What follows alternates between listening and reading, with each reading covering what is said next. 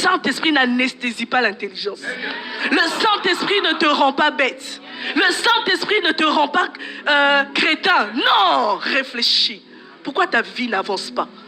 Pourquoi tu en es au début de l'année, mais c'est comme si tu vis la continuité, la prolongation de 2023? Pourquoi tu tombes toujours dans l'impudicité?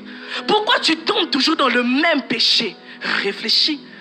Elle connaissait son histoire. Et la Bible dit encore que les Moabites, ils étaient idolâtres. Ils adoraient un Dieu qui s'appelait Chémos. Dans 2 Rois 3, le verset 26. Au point où ils prenaient leurs enfants, ils sacrifiaient leurs enfants, ils offraient leurs enfants en sacrifice. Imaginez, ils étaient des idolâtres. Elle connaissait son histoire.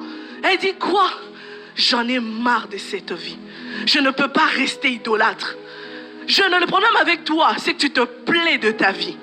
Le problème avec toi, c'est que tu ne prends pas conscience. La prise de conscience est la clé du changement. La prise de conscience est la clé de l'épanouissement. On peut beau prêcher l'épanouissement, on peut beau crier l'épanouissement, mais si tu n'as pas encore eu cette prise de conscience, rien ne va changer.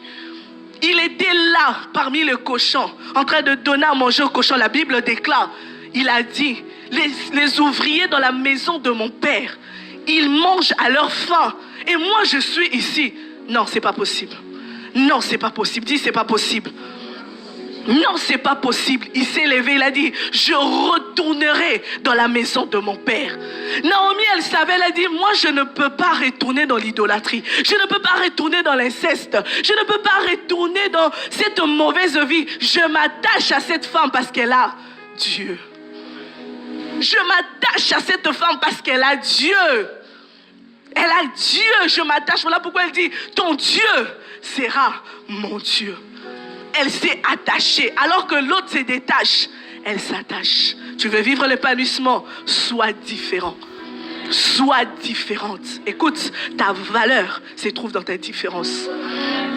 Ta valeur ne se trouve pas dans la similitude. Quand tu es comme tout le monde, tu couches comme tout le monde, tu dis les gros mots comme tout le monde, tu insultes comme tout le monde, tu n'as aucune valeur.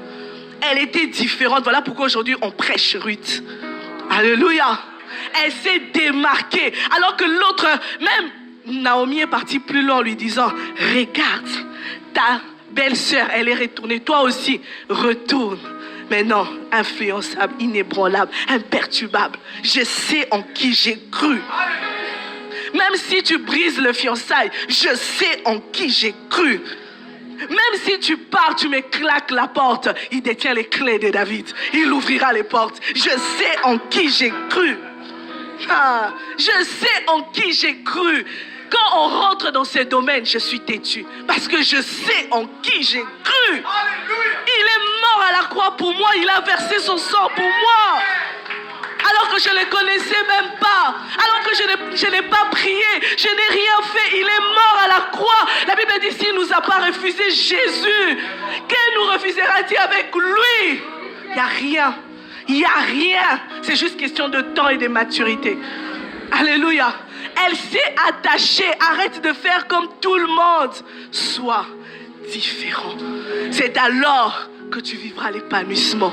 C'est alors que tu rentreras dans ta destinée. Cette femme, elle est sortie du néant. Elle